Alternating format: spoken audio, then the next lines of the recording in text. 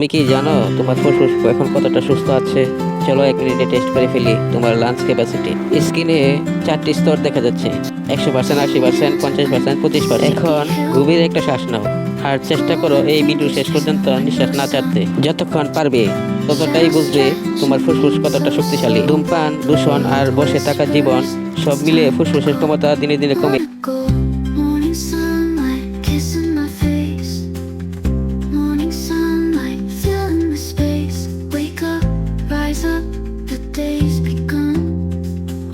Wow, তুমি এখনো দৌড়ে আছো, তাহলে হয়তো তোমার ফুসফুস 80% ঠিক আছে। তাই আজ থেকে নিয়মিত হাঁটো, গভীর শ্বাসের অনুশীলন করো আর শরীরকে দাও নিঃশ্বাসের Filling the space.